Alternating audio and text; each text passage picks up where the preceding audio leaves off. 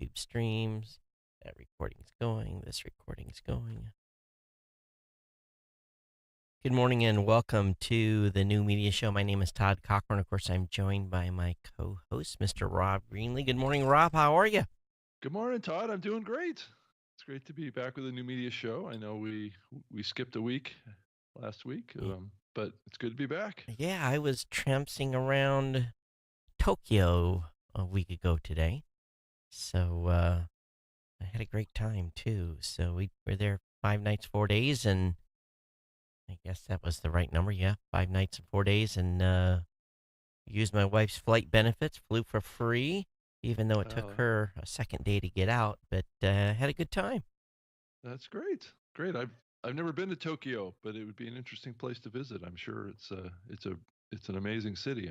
I would imagine. Yeah, it's been 30 years since I've been in Tokyo. I spent a lot of time in Okinawa. That's where my wife's from, but Tokyo has changed a lot, and I talked about it a lot on my regular show, and we don't need to get in too deep. But it's one thing that's amazing there is their mass transit now is even easy for non-Japanese speakers to get around. That used to be the biggest challenge because everything was in kanji. Now all the displays are digital, and you just flip to English, and it's easy.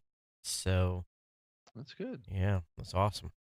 But anyway, welcome everyone to the new media show, and we're back, and I will, even though I am flying to the East Coast tonight, I'm planning on doing a show next weekend.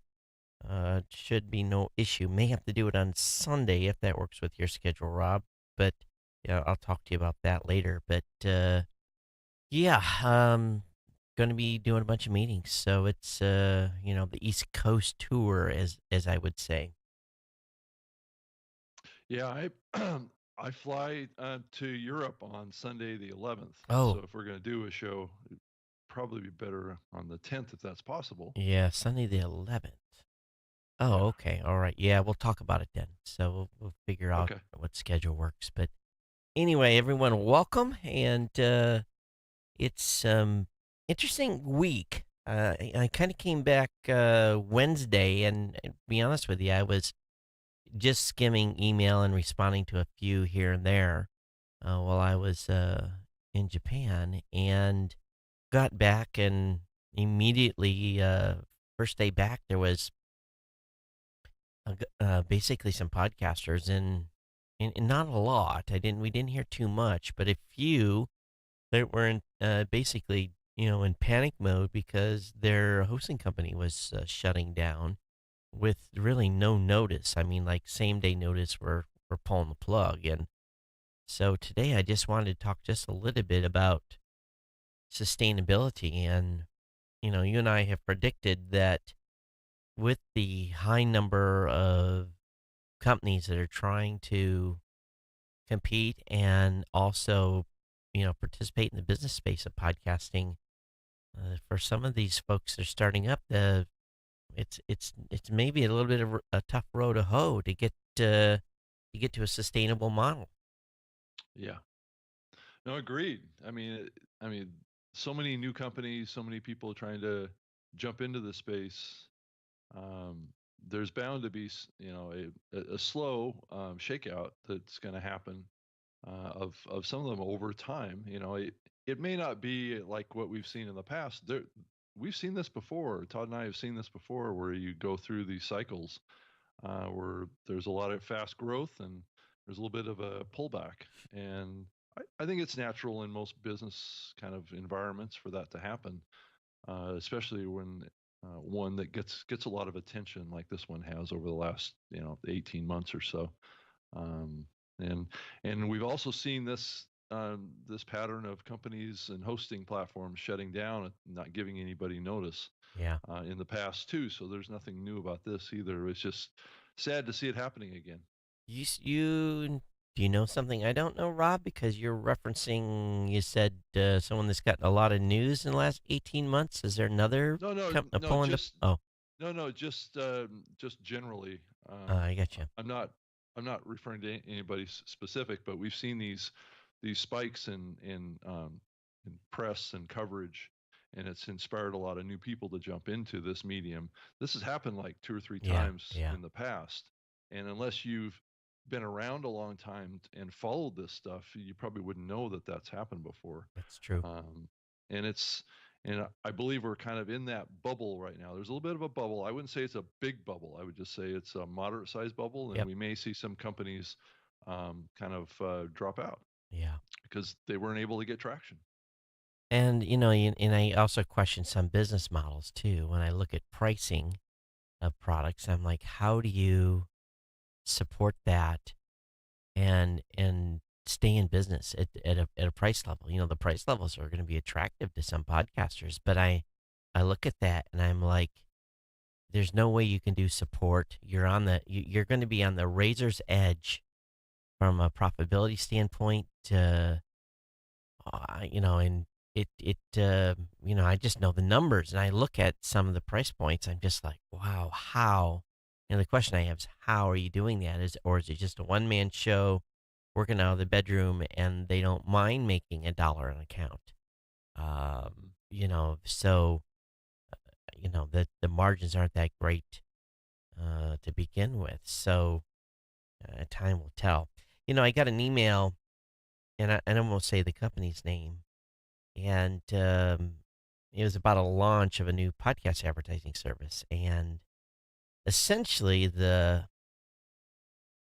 service wanted to tap Blueberry's statistics data, and they wanted to do it via API call. And my basic response was that we're not allowed to share podcaster stats data without written permission, and that if they were going to get to go in business and wanted our metrics data, that they would have to get permission, and we'd have to have some sort of API call to have some double opt-in type permission thing, and then we could share via an API, but we'd have to build that. That we've never really had the need up to this point to work with any third parties that wanted to access our data, and that they would have to pay for that coding. And then basically I said, this is, we're going to have to set up a license and a license fee, and then negotiate a, per show per month access fee. And the response I got was a little surprising. If you're going to go in business, you don't do business with businesses for free, Yeah. Well, I and guess, I mean, what was the bigger agenda with these folks? Are they looking to aggregate well, all your metrics, or are they just looking to aggregate certain shows? yeah, certain shows, but they're going in the advertising. They're going to be providing advertising for podcasters, and they needed metrics. And there's a simple way for them to do it. They're Like, podcasters that they work with, print the yeah, PDF and have send them it to them, send it and, to them. or give them access to their back end stats, right? Right, or give I, them a username and password login. Yeah, sure. That's how you solve that. you and know, that's how it's been solved up to this point for most right. people. And if I mean, unless they're doing something special here, and I I don't see a I reason. I think it was more about trying just to get in there and make it easy. Not have to go through the minutia of having an administrative headache every month of collecting stats. So, but basically the individual came back and said, I'm going to build my own. I'm like, okay, that's your prerogative, but Hmm. um, good luck. It's a big job. So again, it goes back to where companies are, if they're coming in the space. When we started our company, when we started Raw Voice, which is the parent company of Blueberry, the five owners, we wrote checks, and we did our own seed money, and we basically wrote checks, and we didn't have an office, and everyone worked from their house. And we that's what you worked 80 hours a week, or 100. Sometimes it was 100, but it's very hard to start a business without you know doing some initial upfront investment. You can Hmm. get started pretty cheap these days, but anyway, just just lessons people have to learn, I guess, if they're starting their own companies. Yeah. So Todd, what are you hearing about programmatic stuff? I know I'm looking at an article that appeared in AdExchanger .com. Was this the one that was written by the CFO of Acast? Uh, well, I don't know if it is, but the title is "How NPR is Pushing the Podcast Industry Oh Forward." yeah, I saw that. Oh, oh, but is there one that was out there that's different than this one? Yeah, there's another one that was written by the self-serving.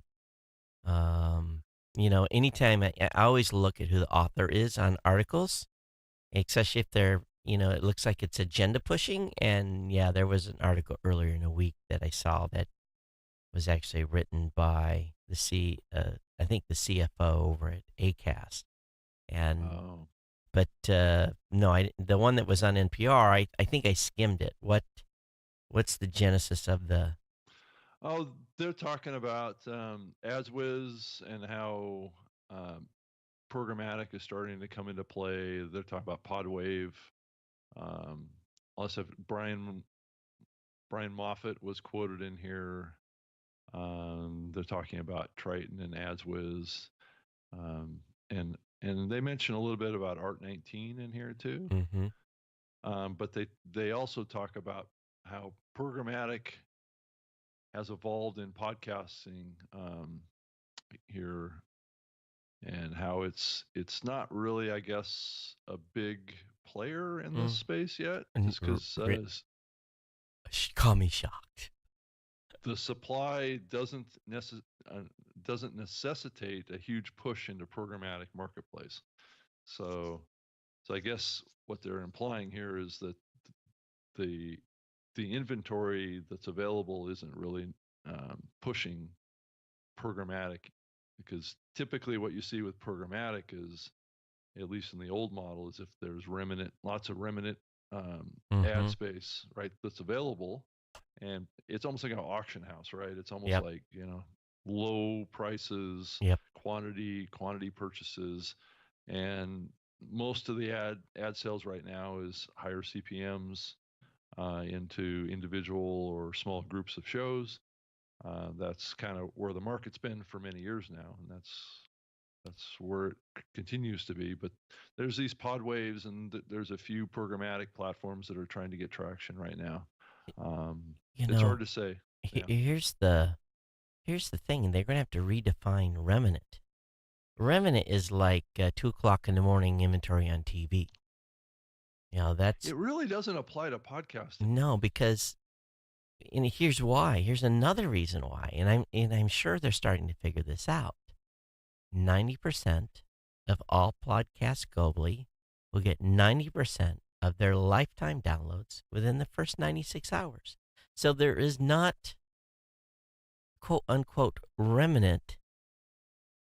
Now there's a lot of content that doesn't have advertising in it.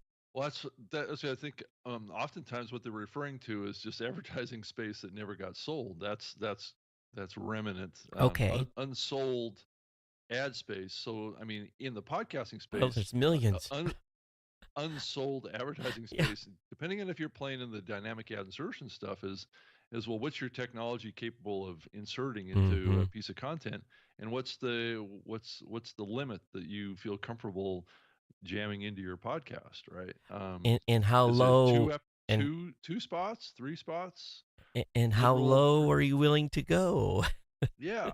Well, and what's your quantity, and how, I hate to say, but how inflated are your numbers? I mean, it's it's what kind of filtering is being applied too, because you start playing in these low CPM numbers, and you better have pretty high numbers to make any money. Yeah, you're going to have to, when they're talking about programmatic, the traditional programmatic, it's been cheap, 6.4.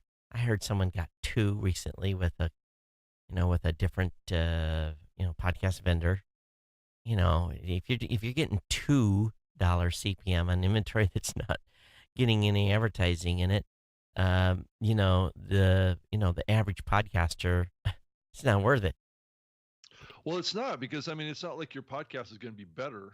No. somehow, and you're going to grow your audience by having advertising in it. Yeah. Yeah. So, it's probably a negative. I mean, Here a here's dollar. yeah, here's what I know, and this is what we're planning to. And we are now, I've mapped out our injection system. We're going to build one.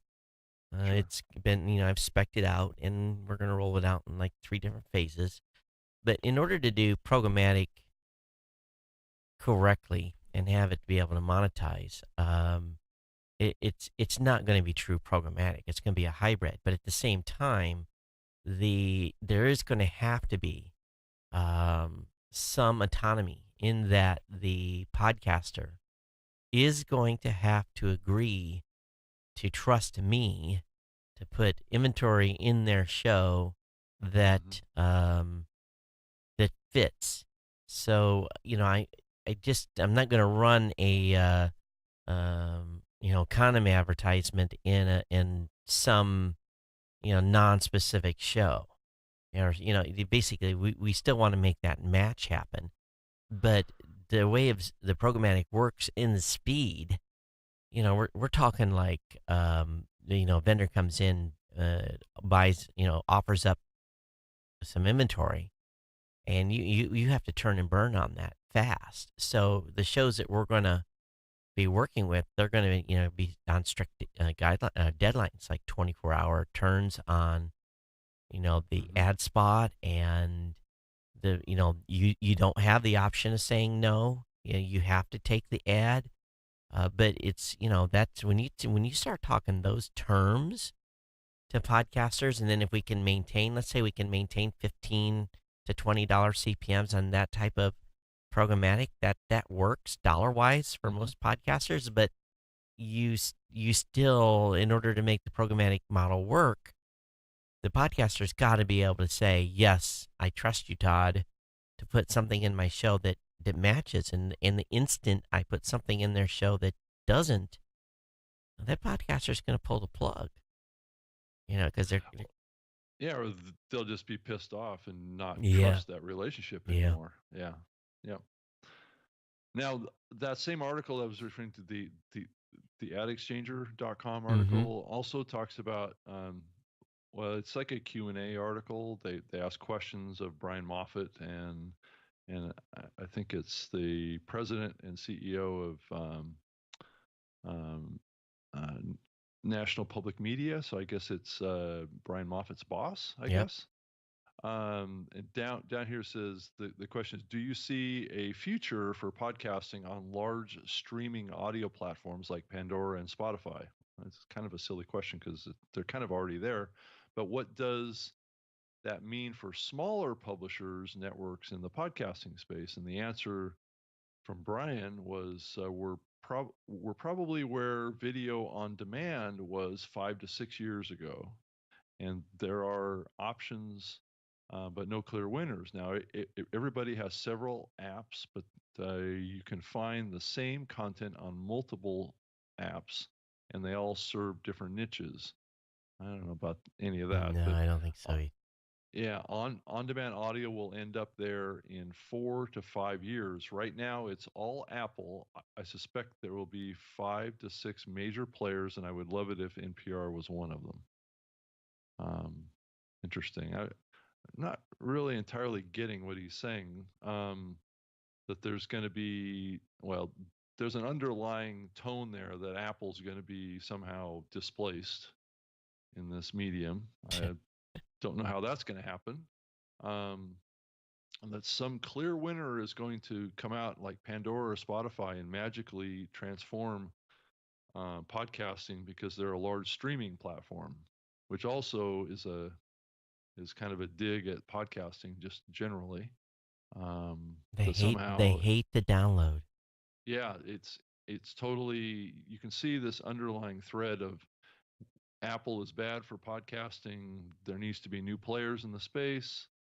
In 5 to 6 years, it's going to balance out where Apple's not going to dominate the podcasting space anymore, and that there's new players coming, and it's likely going to be Pandora and Spotify is going to come rushing to the industry's rescue. And I don't exactly know how that's. I guess that's about scale, right? They see that Pandora and Spotify are have strong penetration because of music, but podcasting is not music. You know, we're not going to ride on that wave. It's not going to. I don't think that podcasting. Well, I could be wrong. Will ever be quite as big as music. I don't Last know, time I Todd. checked, aren't those companies burning money faster than they can bring it in? Yeah, I mean, I would say that the greater likelihood is that there's going to be a churn with Pandora and Spotify to new companies, um, than it would be that Apple's going to somehow lose its hold on the podcasting space. You know, I Yep. mean, who's got deeper pockets? Yeah. Who's got a war chest of billions of dollars? Yeah. Yeah, it's certainly not Pandora and Spotify. Yeah. Well, we'll see.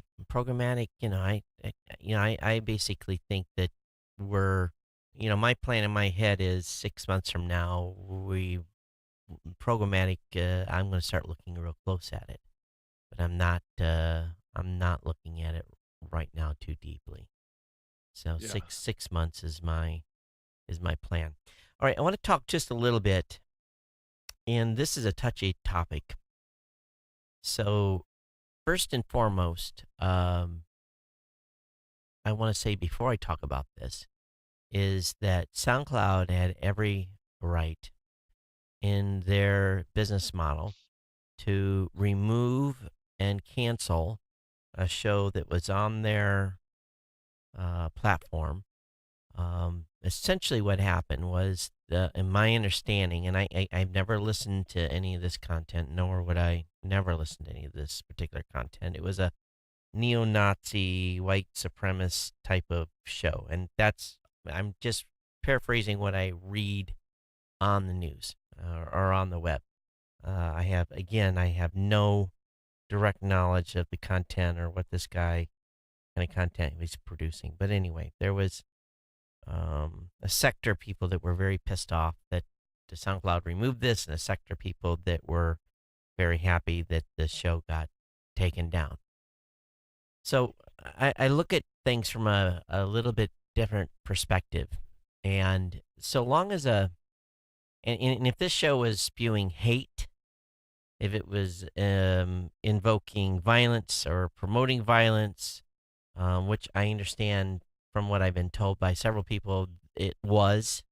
Um, I having spent 25 years in the military, I have pretty strong in living here in the United States and being a podcaster. I have pretty strong feelings about freedom of press, freedom of speech. Obviously you can't just say anything you want without being sued, but speech has consequences, and this individual's speech had consequences. But we as content creators need to make sure that we do our very best to protect the medium, and that and again, just this is a general statement. This is not anything to do with that show. Please, please, please, because people are going to get freaked out and they're going to or start. misunderstand, right? Right. So Yeah. don't miss it. I'm just, this is a topic point because this show got removed. So let's just use this show as an example. If a group of people got pissed off about Rob and I and went to our providers and started demanding that the content be taken down because someone did not like the content, we have a real issue.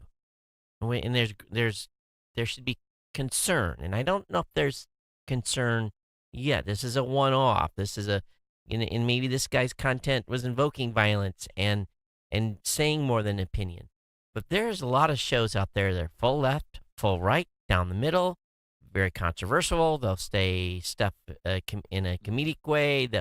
It runs the gambit, and it doesn't matter the type. Sooner or later, you're going to get pissed off about what somebody says. Hmm. That's just going to be the case. And I probably do a pretty good job of doing that on this show from time to time. That people don't necessarily come back and comment on us because I just tell it the way it is.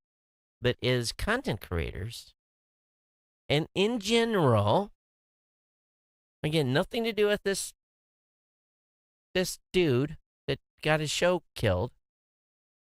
We have to be very, very careful that if someone's stating an opinion, however crazy it may be, that's the beauty of this space. Now, if they're invoking violence, if they're promoting racism, or if they're doing If hate they're breaking the speech, law, if they're breaking the law, yeah, that's different. yeah, Okay, yeah. that's different. Hmm.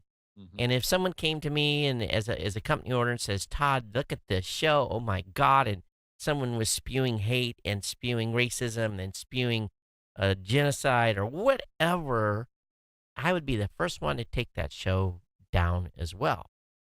Hmm. But there's a fine line between opinion Yeah.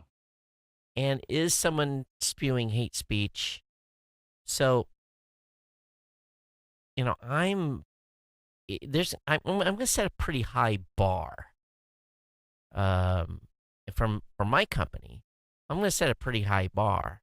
If someone's got an opinion and it's radical and it just makes me angry, as long as it's an opinion and commentary and is not invoking violence or not being racism or doing hate speech, um, I'm not taking that content down. So, Rob, have you gotten into any of this where you've had someone request a show to be taken down and you went through it and it was gray? Where you're like, have you been in that situation yet? Yeah, there's been, I mean, on all the different platforms that I've worked on, there's been different times when I've had to get involved in takedowns, or kind of cautioning a content creator about things, because there are typical terms of service that exist Sure. on all of our platforms. That even goes back to when I worked on Zune, and there is a content philosophy that exists across a company like Microsoft or even Apple, has a certain kind of limit. I mean, I know some platforms have a higher limit of, even in the early days of this medium. I mean, even platforms like what Clear Channel had, or I remember getting into these conversations many times with these big media companies. They would send you a list of words that could not be used in an audio program. Oh, I don't know if you've seen those lists before, Todd, but there has been always kind of an underlying, sense that I've had that especially the bigger media companies that are sensitive, or they're public companies or whatever. There's a little bit of censorship that goes on that's kind of under the radar, and sensitivity to even kind of explicit content. So uh, it's always been a very uncomfortable process that I've had to get into. I've even had to deal with a situation where ISIS or Al Qaeda has created content, and tried to promote their recruitment of um, of fighters in North America. right. Those kind of situations happen, and you Mm-hmm. have to, as a content guy and as a platform manager kind of guy, you have to manage those type of situations. And I was working at Microsoft. I'd spend a lot of time in the Microsoft attorney's office, lawyers. They're trying to figure out what we're going to do, and what the right thing to do, because we don't want to get in a situation where we could potentially be sued by somebody because Mm-hmm. we wrongfully claim them as doing something that was wrong. Mm-hmm. So this is a very sensitive area, and people are put in very difficult positions. And like you said, Todd, there are consequences for playing in this area. But also the other side of this too is that there typically is audience opportunity in playing in the extreme ends of this spectrum. We're a very divided world now. The conservatives and the liberals or whatever, they're going to their corners, right? And that tends to spark content that can inflame half of the population. So it's a difficult line And Todd, I've walked it, and I know you have too, because you've been running a platform for a while. And fortunately, I haven't it haven't had too many instances. I've never had to Yeah. cancel anybody, and I'm sure now that now that this is going on, Well, and like porn too. I mean, right? that's come up too, or hate Yep, speech or all that kind of yep, stuff, which walks over that line. right. And how do you get them down, and how do you get them to change? Do you just cancel their account? Do you try and work with them to try and, it gets into all these gray areas Hmm. of processes. So I was and it related to me something personal. My 13-year-old, we I scolded him for something. There was something going on when we were in Japan, and I was, it was a dad in his butt. I was in his face, and he said something to the effect that, "Dad, you're triggering me," and I was just like, had to take a breath, and Yeah. we had this conversation about the word trigger is not allowed to be used in this house. No Yeah. one will be triggered. You will deal with your emotions and control yourself and have a discussion and not run to the corner and say I need a safe space. We had a discussion about that in detail. I'm not raising a wimp. So I basically when when I heard about this, my initial thing. And again, I had no idea what the show was about because I just saw someone bragging that they'd gotten a show removed from SoundCloud, and it set off Hmm. alarm bells for me. Hmm. On the instant that I heard it, because I'm like, what? And then, of course, found out a little more details, and well, yeah, I'd probably do the same thing. Um, so I think as content creators, though, if we can't be tolerant of opinions, Hmm. no one can. We're doomed. Yeah. So, as a content creator out there, um, and there is activism going in now. I don't know if I talked about it on the last show, but I had a podcaster contact me. His advertisers were targeted by a group of people, and this is happening in mainstream media too, where primarily right now conservative talk hosts were being targeted. Their advertisers were being targeted. One in the past week, non-successful attempt to get the person removed from the air. But this is happening in the podcast space too, where someone doesn't like someone's content, so they organize a group of people to go after the advertiser to try to get the advertiser off the show in order Hmm. to provide a financial impact. Yeah. So, in that combined with what I heard, um, I just think that we as content creators, there's a way to be an activist. The way to be an activist is you talk about it in your show.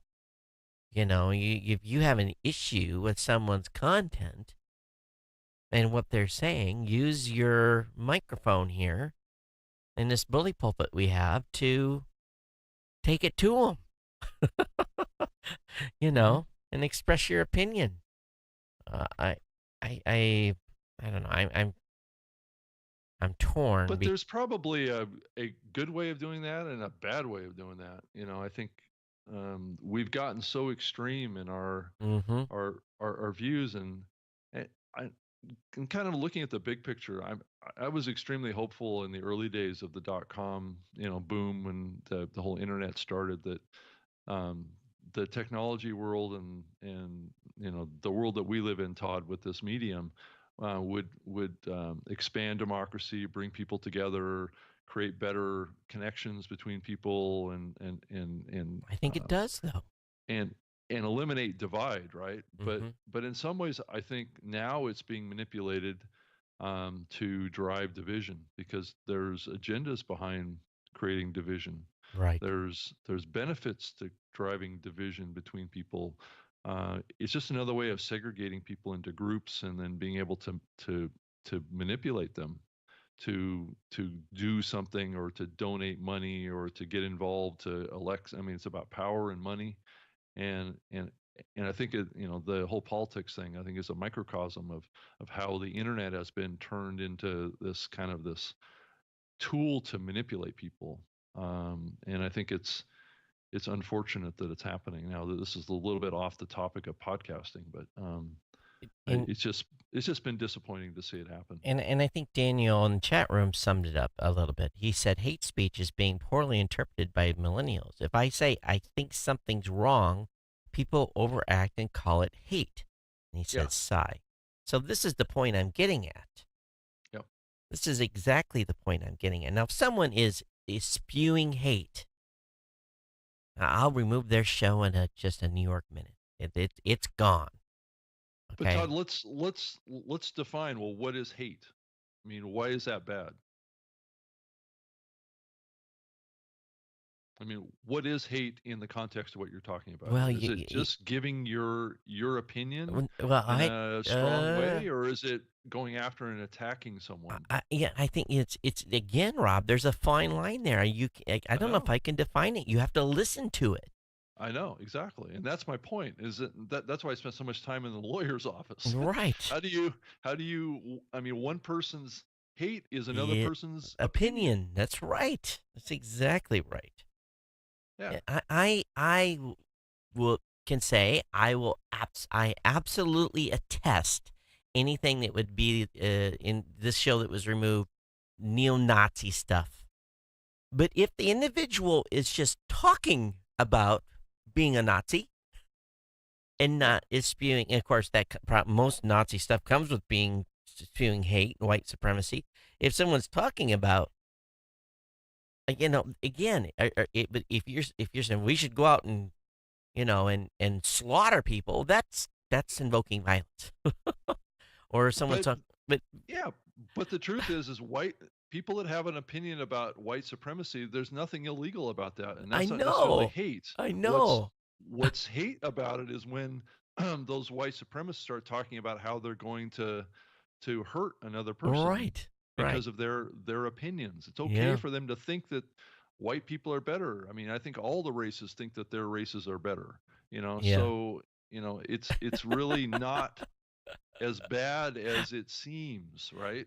but It's just what people do with those extreme opinions against others is where the problem comes. and so and again, so here I was as a parent scolding my son for something that he did that was wrong, Yeah. and he was getting a lecture from me.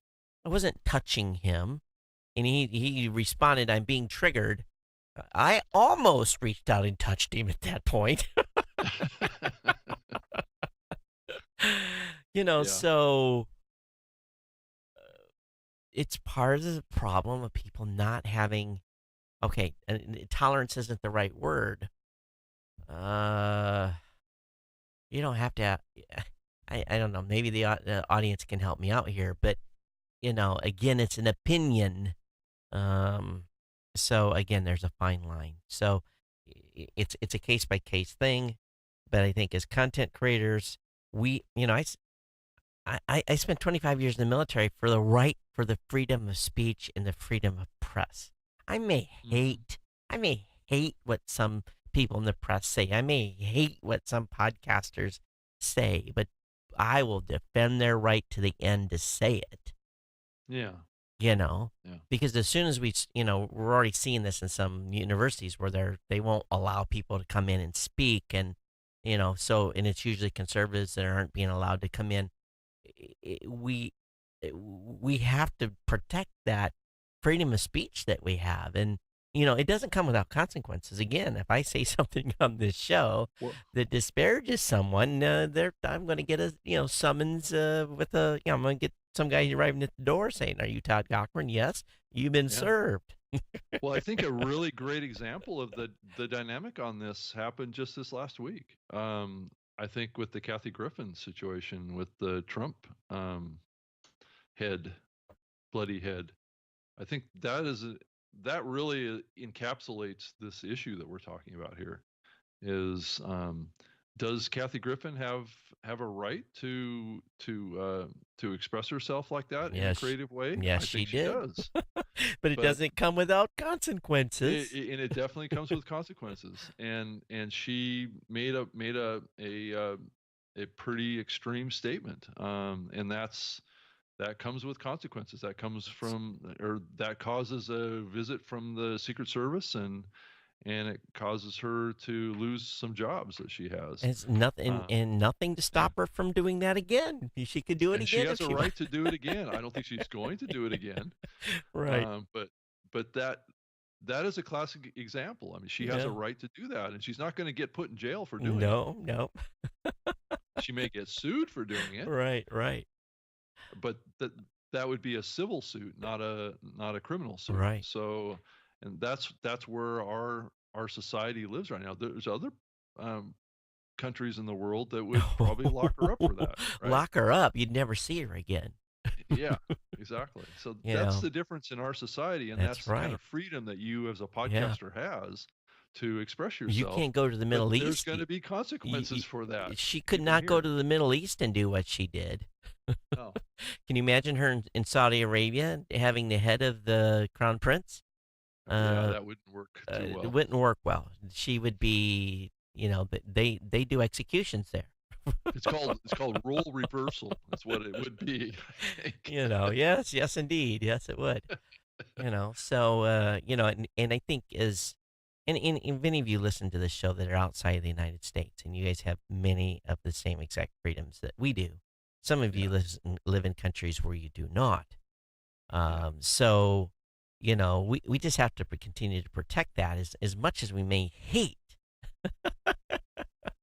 the content or not agree Todd, with it. dislike. How much we Dislike, dislike, yeah, may not you hate. dislike, yeah. Oh, well, there's some content out there I hate, so Be careful. That word hate is a loaded term, yeah, right? I might Yeah. trigger somebody here. So anyway, that was, and again, I'm not that SoundCloud was all in their right to do what they do. And if it had been my platform and they came to me, and if I listened to the content and it had the same, I would probably do the same thing. So it's just, again, we're just talking about generalities here. But what worries me, and see, this is the reason for this discussion. Someone's going to go, let's do a campaign to get Tommy's show removed or Susie's show, or I don't Yeah. agree. We're we have to protect the ability for us to do this. We can say every dirty word we want in the FCC don't say list. We can we have almost no constraints in the podcasting space. And obviously there's consequences for stuff where you have no constraints, but you're free to do it. Hmm. Okay, Yeah. sorry, I just had to talk a Yeah. little bit. Yeah. I mean, that topic was perfectly timed for what happened this last week, and Oh, really? being able to, well, Yeah, to really be able to show people what we're talking about here. I think it's definitely yeah, a hot button thing, and I'll say it again. I think taking an extreme position and doing like something, not exactly, but something similar to what Kathy Griffin did, can actually drive a lot of attention, a lot of viewers. She's probably, I mean, if she would do her comedy stick right now, she might have a lot of people show up, right? well, Um, there's a segment of the population definitely supports her, probably wishes she would yeah, do it some exactly. more. So in some ways, there's a payoff for this in the long run. She Yeah, she's going to maybe. pay she's going to pay a price in the short run here, no Yeah, question. yeah. But maybe in the long run, she may be viewed as, I don't know, and it's hard to say. All right, let's get rid of that Yeah. content. So, hey, by the way, hey Rob, hello, how are you? In the chat room, Derek, Daniel, all you guys, thanks for being on. Definitely say hi in the chat. So there's an article Stitcher saying, "Will people pay for ad-free average podcasting?" Hmm. So Scripps, of course, I had to just do this, Rob, because you're watching the show. The Scripps owned podcast aggregation app Stitcher introduced a soft rollout of a $4.99 month premium service last year. It includes ad free access to hot shows like Mark Maron's WTF, Comedy Bang Bang, as well as access to complete archives of certain shows, bonus episodes, and original programming available only to premium subscribers. Would you pay $5 for ad free content, Rob? I wouldn't personally, no, Me but neither. but but there may be some folks that are fans of those shows that might be willing to. You Yeah. know, it just depends. I don't know that Midroll puts a heavy load of ads in their podcasts anyway, so I think they're probably maxed at 3 host reads, 2 to 3 host reads per episode probably. So I wouldn't say it's a heavy load. So Yeah, I'm yeah. not sure that there's a huge value prop here. Yeah, if anyone out there wants to have ad free advertising on this show from Rob and I, we'll take a PayPal donation of $5 per That's month. that's right. Considering there aren't any ads in here. Oh, shh, shh, shh. Don't say that. So I wish them luck on this. The premium thing is just, it's hard. Eh. It's Well, hard. it's hard, and it only works for really, really big shows Yeah, it's that hard. have big followings. Well, Uh, in the Comedy and Bang Bang and WTF, they have big yeah, audiences. So, yeah, that's right. Mark's got a pretty good sized show, yeah, and you think? yeah, yeah, I would think so to some degree. Yeah. Though I've gotten the impression there are many shows like Joe Rogan that are bigger these days. So There are some massive shows that are out there that people don't even realize. I mean, yeah, there's some big ones. I was looking through stats recently. I was like, what? And I just like, who is this show? You know.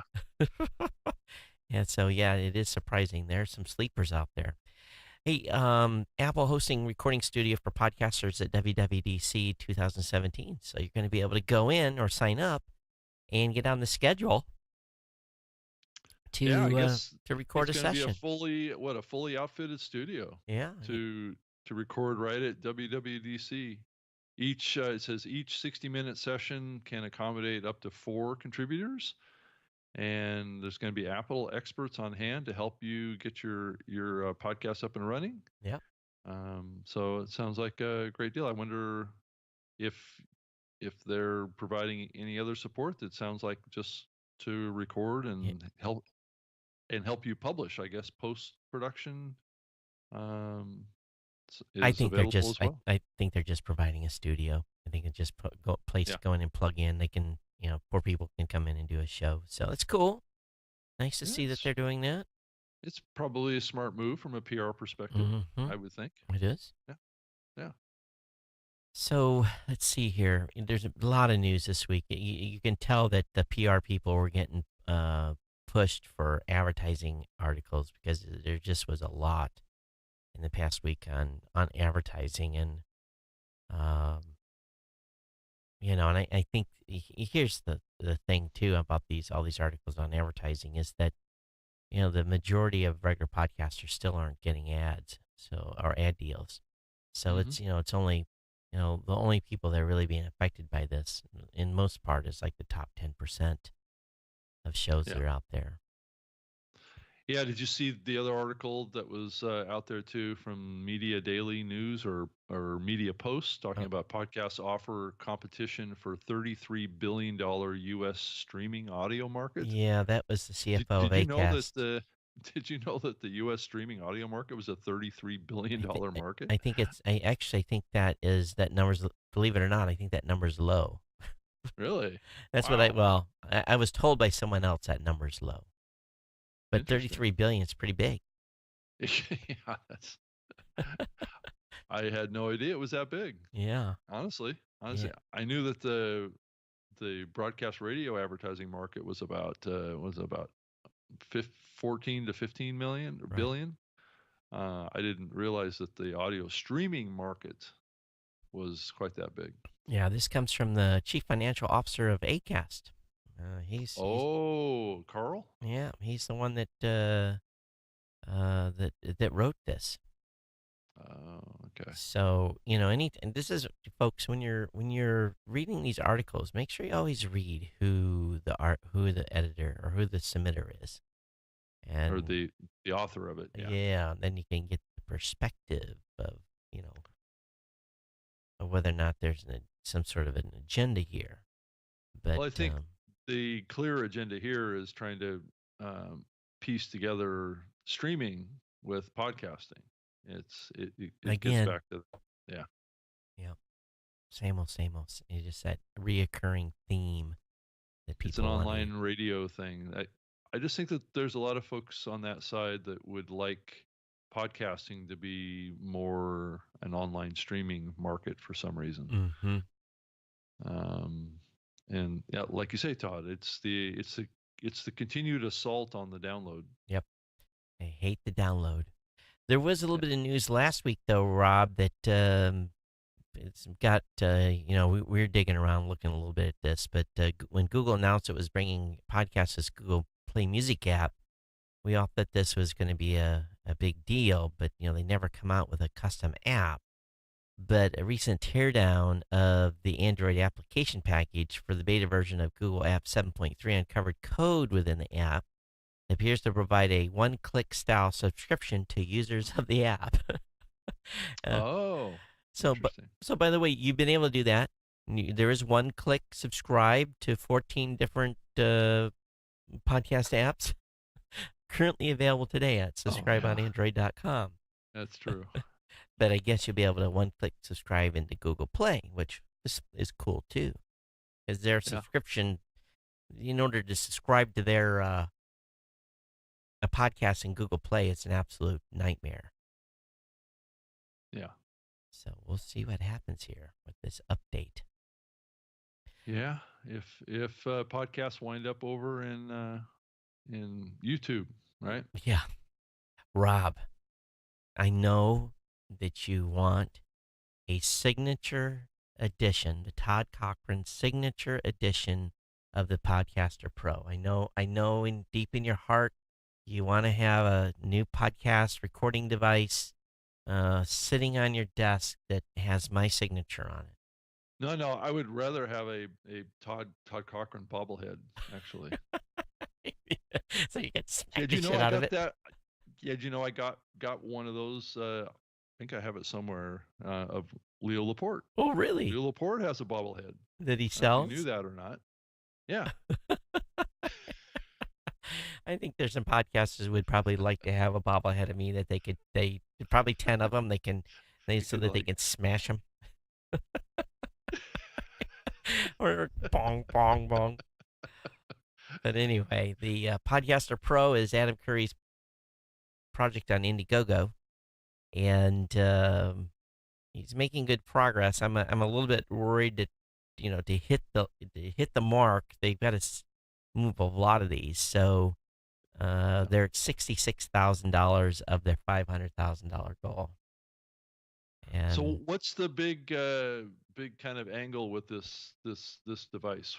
well, and Adam is he does this long 3 hour or 2 hour and 40 minute no agenda show twice a week with Dvorak, and they do Skype, and Sure. he does a lot of sound effects and a whole bunch of stuff. But Okay. he's really been looking for a small package that you can take with you, that will do. It's just like me. I'm getting ready to go to the East Coast. We're going to do a show next week. I got to figure out how, and I think I've got it figured out how we're going to do Skype you in and be able to record. And so this basically is a all-included package that includes a cough switch, a dual headphone jack, an EQ, a DSP for EQ for Skype, DSP EQ for the mics. There's a separate noise gate for Skype, separate noise gate for the room. There's a digital mix minus. There's an analog master out, digital master out, digital stereo Skype in. It includes two analog 40. So basically, it's to be able to do. It's really for a two-man show, where one person's coming in via Skype, and they've Does it support video too? Does it support no, video or just no, it's audio? only Just audio. audio. But it's a little pricey, but they're custom building this thing from the ground up, and I followed Adam in what he's been trying to do for many many years, and he's concocted all kinds of crazy setups to try to get this specific type of sound. And I hope that this thing comes. I want one of these really bad.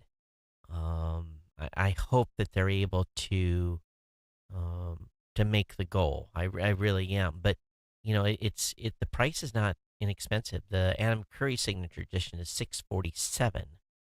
You can get an early bird Podcaster Pro for 497, and there's basically a number of signature editions. Basically they were smart. They worked with a number of folks like me, and we're going to be promoting the campaign. You've got an edition from John Lee Dumas. He sold 0 so far. We've got a podcast movement signature edition, which they've sold 3. My edition has sold 6. The Dan Benjamin edition has sold 0. The Mike Coing has sold 0. The Brian Bushwood has sold 2. Adam Curry's has sold 5. And then there's some hand built ones, but so far, they've got about 160 people, 167 backers so far, $66,000 raised, trying to get to 500K. So Todd, does this device actually record? No, no, it does not. It is So just it's just an audio. It's basically it's an audio interface to audio into a interface. laptop Yeah, to a laptop. Yeah. or a computer. Yeah. Well, I hate to say, but the Speaker Studio for desktop, it sounds like it does all that stuff, Well, the key is the and it's just portability of software. it. Well, Yeah, okay, this is a hardware based. A lot of this, I'm a hardware guy. I like hardware solutions. I don't like yeah. software, ESPs or EQs. Hardware solutions to me are always the end goal is with this system is you record your show and you basically you've got a product. You don't have to do any post processing, editing, and all this stuff. So it's unique. And again, Oh, okay. some of the stuff you can do all in software, Yeah. but I'm a big fan of hardware because hardware typically Knobs, doesn't fail. right? Yeah, and it's Knobs small. and adjustments This and thing is going to be about like well, they haven't said the dimensions, but it looks to me like 6 by 4 by 2, and um, so I'll give them credit. They're trying to make this happen. I hope they reach the goal. It's a pretty high bar, but okay. there's information on the Indiegogo page about it. Yeah, So you think he's Rick's saying trying to it's in. solve the whole portability issue, or Well, what problem is it's he trying to solve? it would be like could be portability. It could be people that just want a solution that it's small. It replaces stuff that's in a rack. Mm, Um, it's a okay. rack in a box essentially. Okay. And Rick actually termed it that in the chat room. So Rick, thanks on that. So you Um, plug microphones directly into it? you do. Okay. Rick said I'd be Okay. more comfortable with a $350 to $400 price point. I agree, Rick. That's where I would hope it would have come in too. It's a Um, volume issue, probably. yeah, and that's what it is too. It's not because if we're dealing, they're dealing with high end, digital processing components. There's been a few people that made comments that they think the noise floor is a little bit too high on it, but it's if you've listened to the video, um, or basically listen to audio stuff, it sounds really good. But That's time will tell. And if you want to get a signature edition with my name on it, wait, pretty nice, Todd. I well, mean, that's actually better than a bobblehead. that is absolutely. But bobblehead would be cool too. It would be. Hey, maybe we should get bobbleheads and then send them. You and I both get a bobblehead, and put like have a blackboard that says new media show, and then we mail one to every podcast hosting company that we talk about. We can send, and then they can have them on their desk, and their CEOs and stuff can use those as stress relief when they listen to the podcast. Yeah. Boom. Bonk us on the head each time we talk bad about them. But I how can think of a Karen few. says, how portable is it? You still have to bring two mics and stands. I travel already with a Zune H6N with a headset, and I still I already travel with a headset. But Yeah, I travel with two ATR 2100s. yeah. They're stashed in my bag. Yeah. So I I have a little kit, and it's about that big. I don't ever I that's how I've done it for years. As a matter of fact, I used to travel with this monstrosity of a kit and do video too. Oh, It I was know. it was I remember that box you it put was together. insane. What was I Yeah, thinking? a long time ago you did that, and it Yeah, would like fall apart because yeah, the air because the baggage handlers were so yeah, rough on it. yeah, banging around and the lid would be off and knobs would be busted, and that was stupid. Yeah. So yeah, No more. yeah. But if anything else, the way I look at this too is it's the Podfather. We would not be here without Adam Curry.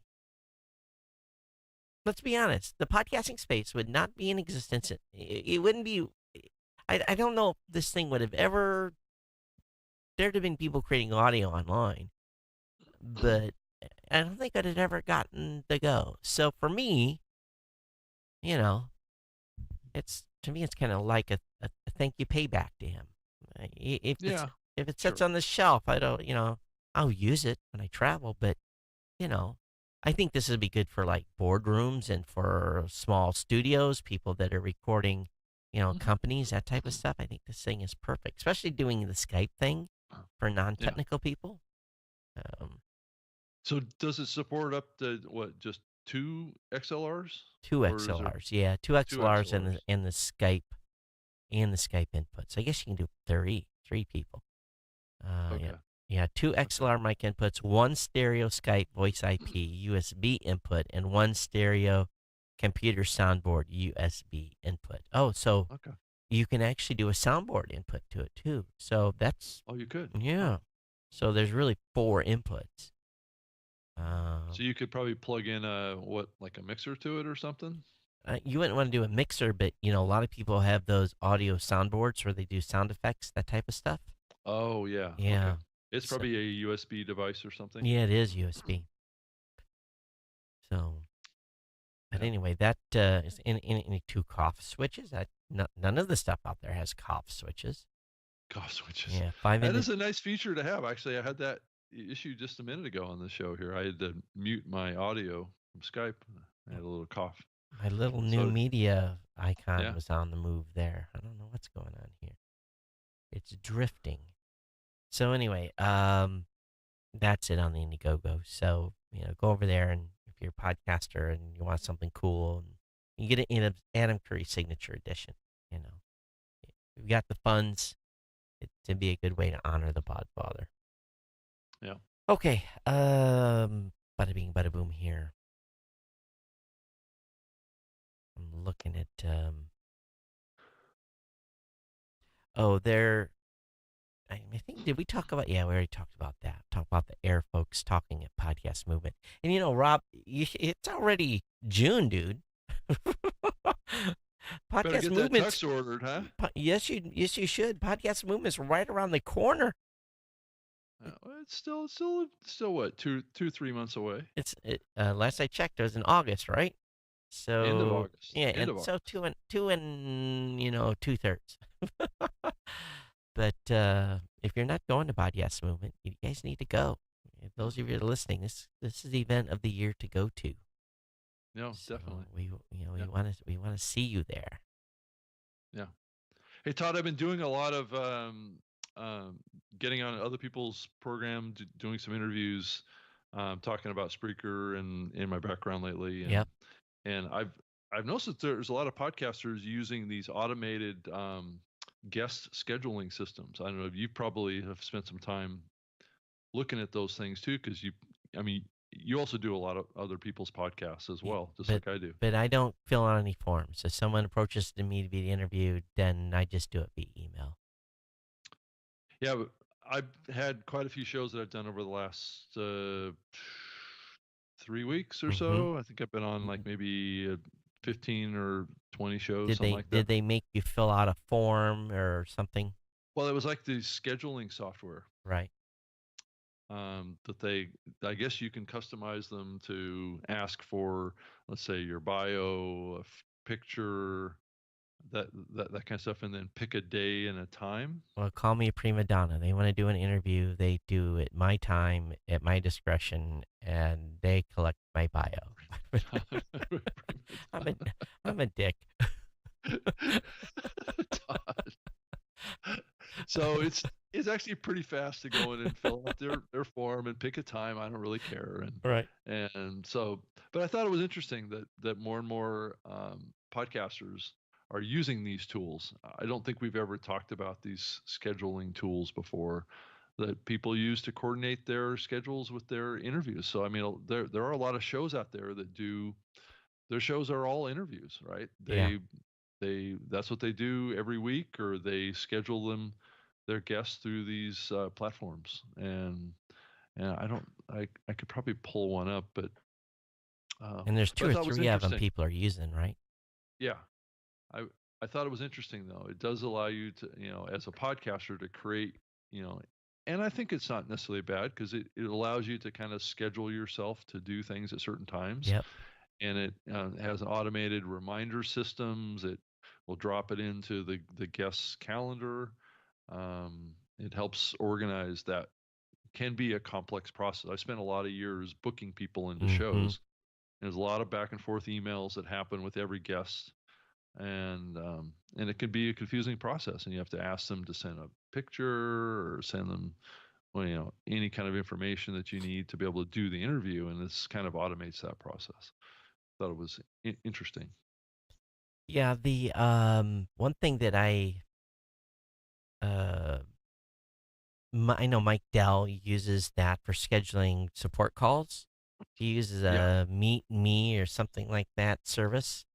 Yeah, I'd have Um, to go look here. yeah, and it basically, when someone books, then it blocks out the time automatically. He doesn't have to Yep. worry about it. Yep. So, I my situation, and I'm sure that I drive podcasters crazy, but my one and only hour that I do interviews is at 11 o'clock Hawaiian Standard Time or basically, no, 11 a.m. Pacific Standard Time on Saturdays. That's the only time I do interviews. And Hmm. so they have to bend to my schedule. But it was nice of you to schedule yourself, Rob. That's I probably know. why you were on 15 and I'm only on like one or two a month. Oh, well, well, Spreaker did hire that the Interview Connect folks, Jessica Rhodes, Oh, okay. to help with that. But as it's turned out, I'm personally booking half of the interviews that I'm doing now, and they're booking the other half. Interesting. So yeah, so I'm pulling in it my own. So There's is this in a okay. response to your big award here, or is this something that No, actually, that actually was in the. It's kind of part of the marketing plan oh, okay. for Spreaker. Yep. So it was just getting on other Smart. podcasts, Yeah, talking about speaker. and yeah, well, and talking about more stuff than that, but yeah, there's always that undertone of, getting the word out about Spreaker too. Yeah. But it's, yeah, so I mean, you and I have both been doing this stuff for years. I Yep. mean, getting in other people's podcasts talking about podcasting, because but it really had nothing to do with the induction into the Hall of Fame or Right, anything like right, that. right. It just happens to be a bonus that people tap into that a little bit. But the one of the ones that I've used here recently, if you're curious about maybe trying to use one of these platforms, is Calendly, CALENDLY.com. Mm-hmm. Calendly is one. Yeah, Mike uses Schedule Once. He's in the chat room. He said that's what he uses. Does he? Okay. Hey, Calendly looks like a pretty good platform. you're gonna laugh, Rob. It just popped up my email. Come from Tom Webster. Note the bit about RAD in this interview with NPR client. This is the last domino, folks. Once Apple gets on board, and I believe they will, measurement will longer be talked about as a challenge, and the doors will be open for more revenue options, brain advertising, programmatic, etc., for more podcasts. And he's talking about the Ad Exchanger Really? article. Oh, okay. Did he send that to you No, it just personally I or just got his notification. He put it in the podcast movement area oh, on on Facebook. Facebook? Gotcha. So Okay. I thought it was comical. We talked about it, and then someone comes in behind, or Tom Webster comes in behind and is promoting it. Yeah, I got invited to moderate a panel at a radio conference here in the last week or so, and it looks like I'm going to go to it. It's in Minneapolis. Mm-hmm. It's called the Conclave. Uh huh. If you've heard of I it or think I've not, heard of that. have you? Yeah, I think it's a pretty big deal. It sounds like you got it in a nice conference there. Yeah, I mean it's not a huge conference. It's only a few hundred people, but I guess Seth the wrestler is going to be there Oh, on my panel, okay.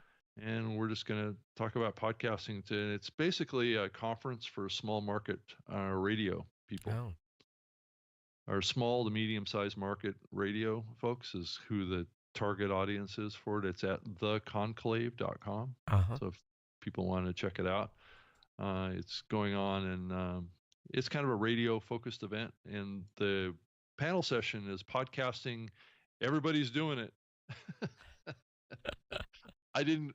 I didn't come up with the title of that, so um, I think of it as a pretty blank slate. I can do anything I want. Right. Well, it's nice of Seth to invite you. Who else is going to be on it? Well, no, it was actually the organizer of the event. Uh Seth huh. is just going to be one of my panelists. Oh, okay. So, and then a podcast network person is going to join me as well. I can't remember his name right now. All right. Awesome. It's NPR, a person from NPR. Oh, Uh, was it was that Minneapolis Public Radio? yeah. Yeah, Minnesota Public Radio. Sorry,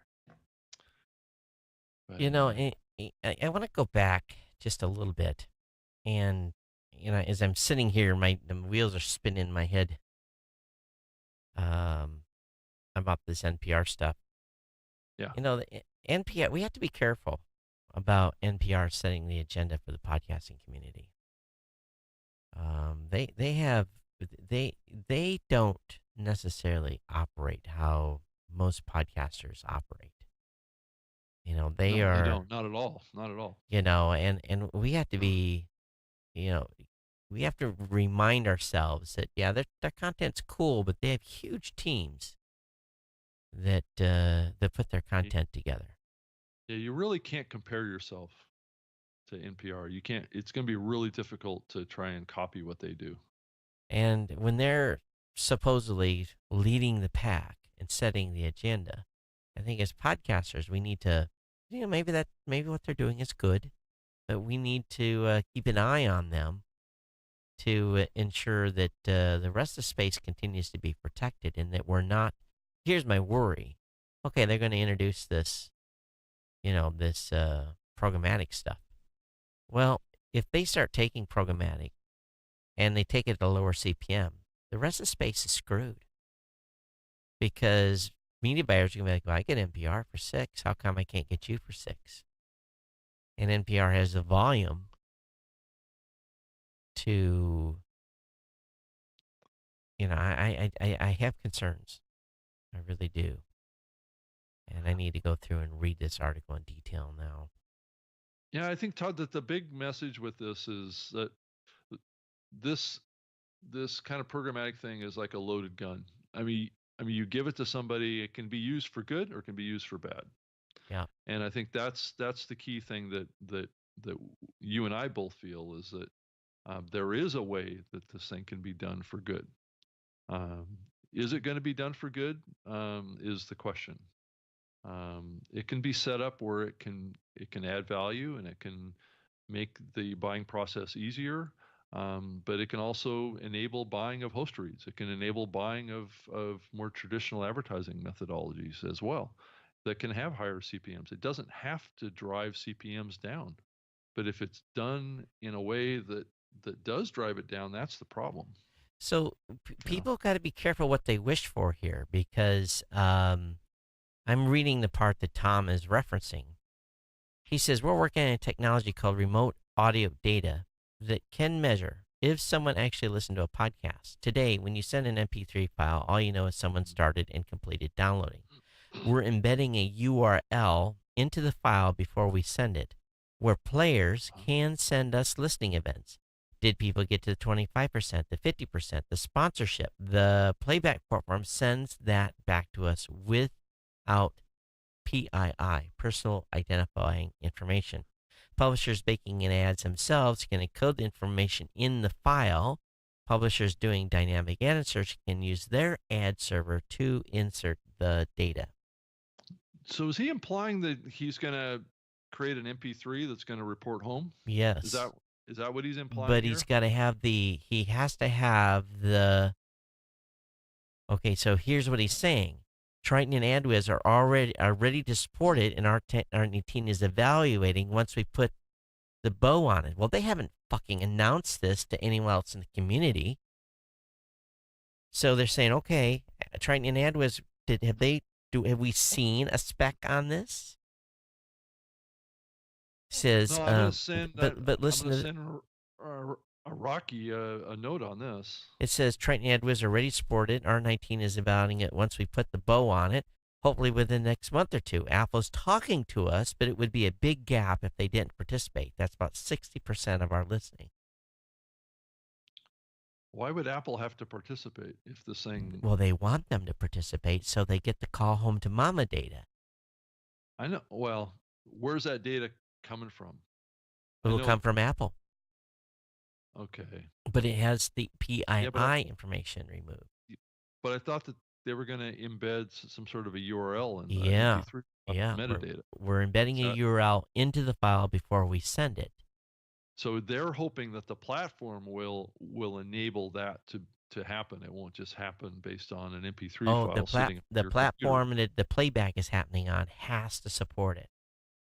Okay, so the platform will look for that URL in the metadata, and they're hoping that that platform Report will back. enable that We'll enable it. capability in all the players, in all of the applications, client software that plays podcasts. Yeah. Good luck with that. You know that, right? Well, It's not if good. Apple's talking to them, I mean, I mean, if Apple would support it, which I doubt they will, um, Apple Apple supporting it would give us 60% of that data. right. But here's But okay. So yeah, but how are you now gonna get the other 40? they'll have to have the other players. They'll hope for wide adoption. So here's the thing. Be careful what you wish for. Yeah, that's true. You may not want to see the data. You may not want to see the data. Yeah, yeah. Careful what you wish for. Blissful ignorance may be a good thing in this. Careful what Yeah, you wish for. it's playing right into the hands of the advertisers. Why, yes, it is, and they will demand it. And you won't get paid unless that signal comes back. Yep. And I Rick agree with says, you, what about the Todd. invasion of the listener's personal privacy? They say that this does not send PII back, does not report personal identifying information. This is just an anonymous report home of a Mm-hmm. file being played or not. That's right. And at what point it was, and did it get to the ad? There's a signal back saying the ad was played after it was downloaded. So I wonder if they would have multiple reporting time codes that they would put in there. They would have like beginning a show I'm sure. at at and the reporting time code at the point of host read or injection, Uh huh. and those would be triggers that would come back and put a mark in some database somewhere. Yeah. Hmm. Yep. So, here you go. Okay, so NPR's pushing this forward, but have they announced this to the rest of the space? Nope. It's just another example of them pushing out their own spec, right? Their Oh, own ad metric spec. They're running ahead doing stuff on their own. yeah. And the next question then is, okay, so how much retooling is that going to take to support this across every platform, every app? Every app that people use would have to support this call home to mama. Well, it's also going to involve the encoders. It's going to Sure. involve the creation of those media files too, Mm-hmm. because not everybody puts ID3 tags in their MP3 files. Nope. And we for a long time have been pushing a metadata um, with meta Mm, marks that never got yeah, traction. So, yeah. you can propose something, but implementation is a whole different. And if Apple doesn't support it, it's DOA. So go nowhere. And there's no guarantee that if Apple supports it, it's going to be successful either. Honestly, there's been other things that Apple's done that haven't been successful in this I, space too. do you think Apple? Do Chapters, you think Apple chapters. will signal back? It's if they're not sending any. The big issue that Apple's always had is they will not allow me to know that you listened, specifically you, Rob. So how are they going to? Are they just going to say, "Yep, that was listened to. Yep, that ad got played." Is that what the, They, I don't know, Todd. They might be willing to enable that. they might That be willing to enable that? They and might. that might be something that is really intriguing to them. Uh huh. If it's anonymous information and it's just reporting um, spot or host read insertion points, Mm-hmm. that might be something that they might be interested in supporting. So Apple is talking to us, but it would be a big gap if they didn't participate. I think the bigger challenge is all the other players in the space That's true too. and all of the creation software that would create MP3 files. But I think it's well, what will be real interesting is if the gap between what we say we have already and the information that this provides back, if that there's no delta there, it would be awesome to see that come to fruition. Yeah, and if those numbers come back and they're really, really Or if they're not really low, good, if they're not good. not good, and that that backfires on NPR. Especially when the advertiser says, "Oh, by the way, here's my RAD URL. You have to put this in your, you have to put this in your MP3." Yeah, Oh man, yeah, be careful what you wish for. yeah, yeah. I agree with that wholeheartedly. Those that are listening to this, put your thinking caps on that one and think about it a little bit. Mm-hmm. Go look at your own consumption of the podcasting MP3 files and So do a little hard look. here's what we know: ROI on podcast advertising generally runs a lot higher than anything else. Okay, Yeah, advertisers have been willing to pay the CPMs that they are because we've been able to deliver a fantastic ROI. yep, So this could work two ways, Rob. So let's say you on a normal reporting system like ours or yours that a show has 10,000 downloads, and they're building $20 CPM, and they get a check written for $200. So let's all of a sudden then implement RAD, and only 7,500 of those. There's only 7,500 RAD impressions. Well, it could work to our advantage in a different way, Rob. It could show Hmm. that podcasting is even better ROI because of the 7,500 people that responded. You're initially Hmm. going to only make 150, but because they see the Yeah. ROI on those 7,500 is so high, it may be offset by higher CPMs. If you're performing, if you're performing, the the reasonable thing to think would be is the advertiser would say, "Holy crap, I got 3% response from 7,500 people. Holy cow, this is like God's gift to advertising. We're now going to up your CPM rate to 25 based upon the ROI on 7,500 versus 10,000."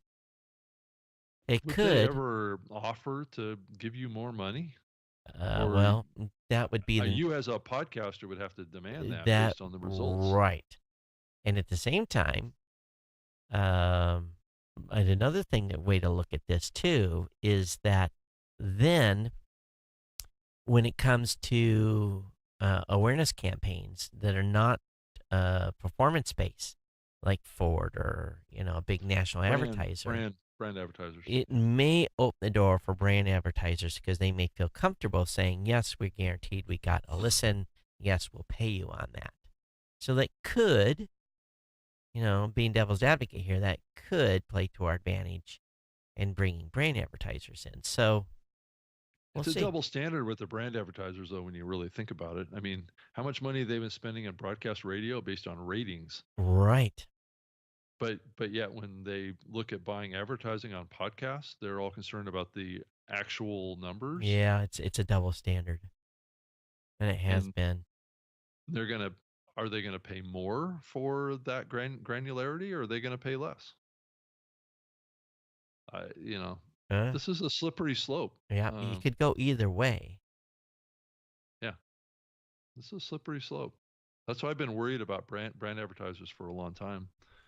Is that they don't bring a lot of value to your show from a standpoint of content, because they typically want to control the message Yeah. at No, a no, granular level. no host endorsement. You're gonna run their spot. Yeah. It's a challenge bringing brand advertisers, and I know that there's players in the space that claim that, oh, we've got twice as many brand advertisers, and that's the key to the future of podcasting, is bringing in brand advertisers. Hmm. And you know, I don't know.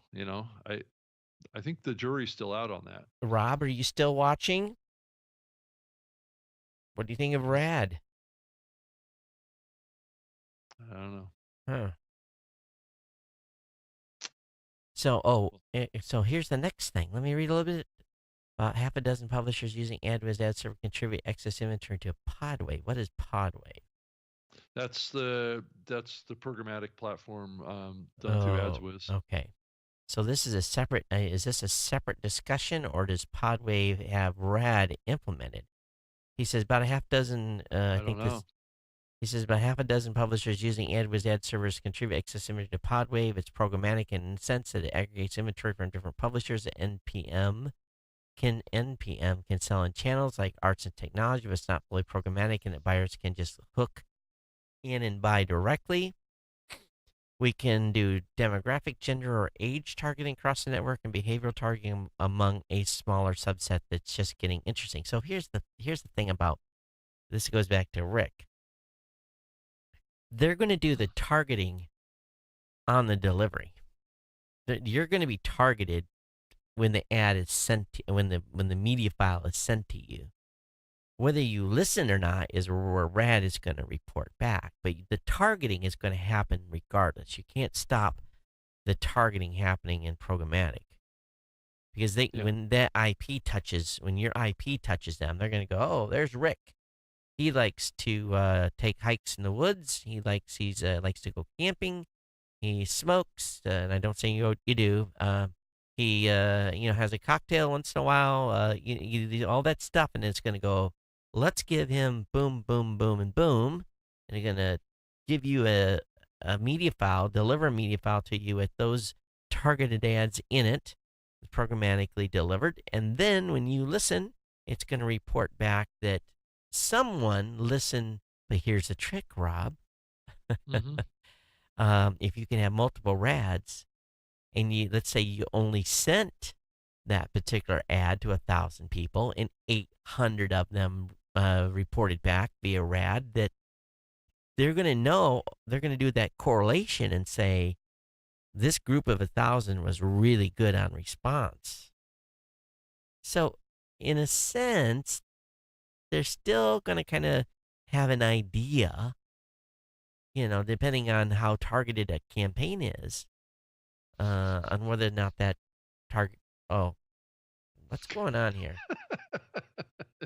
it was the it was the creeping icon. It Yeah, was that stupid thing. I don't know what's going it on was like here. it was gonna be like covering my face at any Yeah, moment. that was. I must have the. Sorry, if you're listening to this, you don't really see what's happening, but Yeah, the the joystick the new is media icon was on the drifting. move. Stupid thing. It's still drifting. All right, there's a solution for that. Oh, what's going on here? It's got a mind of its own. Yeah, the stick has got something going on. All right, I think I got it stopped. But anyway, that whoa, where the hell did it go? It okay. So, yeah, it's so this is Apple's going to have to be convinced. If they're not, they're not going to play. Yeah. But it is an interesting idea. I know many years ago there's been talk about making a version of the MP3 standard or file that would automatically report home. It would have its own little script built into it that would actually report home, Yeah. and it wouldn't have to engage with the platform Yep. that it was delivered on.